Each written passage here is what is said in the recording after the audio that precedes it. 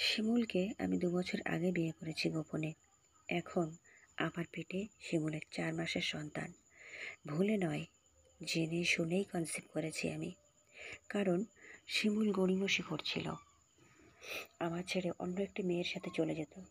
কিন্তু আমি ভাবলাম, যদি ওর সন্তানকে আমার পেটে ধারণ করি, তবে যদি ওর সন্তানের জন্য হলেও আমার প্রতি মায়া হয় ওর।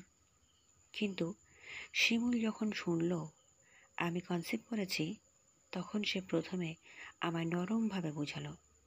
বলল, দেখো, বিয়ের কথাই তো এখন প্রকাশ করতে পারিনি, তাহলে বেবির কথা কিভাবে প্রকাশ করব?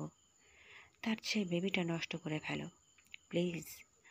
আমি তখন রাগে বললাম, মরে গেলেও না, আমি আমার বাচ্চাকে কিছুতেই নষ্ট করতে দেব না। শিমুল এবার বেশ রেগে গেল।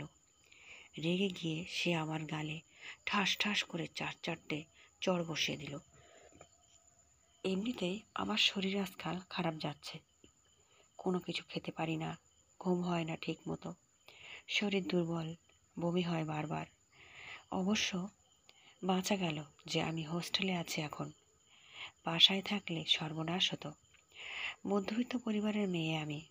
মধ্যবিত্তদের টাকা পয়সার টানাপোড়েন থাকলেও মান সম্মানের টানাপোড়েন নাই, কারণ তারা নিজেদের মান বাঁচাতে সব সময় ব্যস্ত থাকে।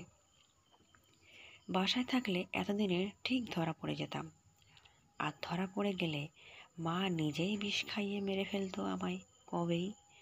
শিমুলের সাথে দেখা করতে এসেছিলাম ব্রহ্মপুত্রের পাড়ে। এখন সন্ধ্যা ছুঁই হচ্ছে সময়। অগ্রহায়ণের শীতল বাতাস এসে কাঁপিয়ে তুলছে আমার শরীর।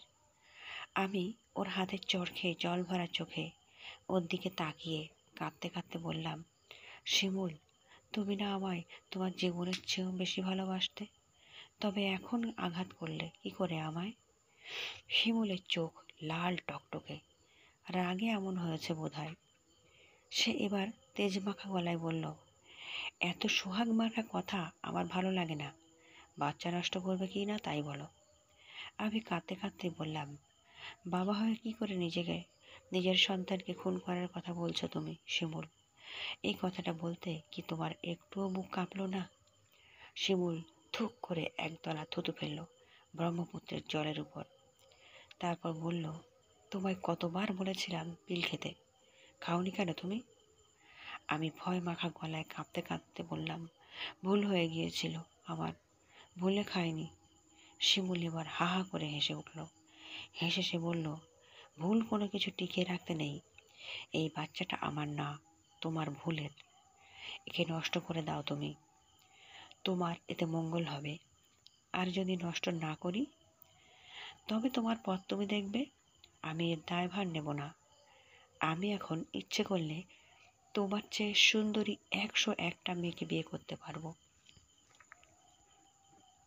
কিন্তু তুমি, তোমার মতো পেট হয়ে যাওয়া মেয়েকে কে বিয়ে করবে?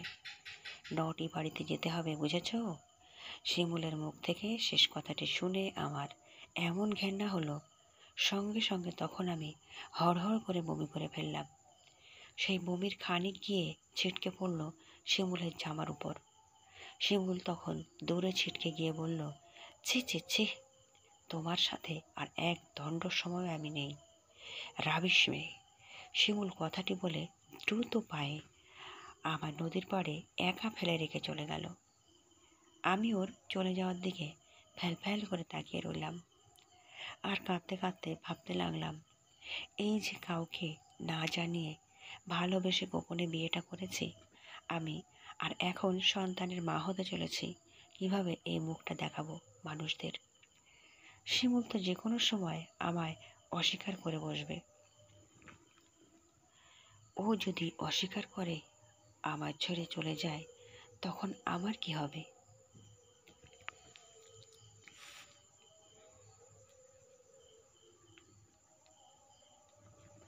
গল্পটি ভালো লাগলে ভিডিওটিতে একটা লাইক করুন আর চ্যানেলটিকে সাবস্ক্রাইব করে দিন।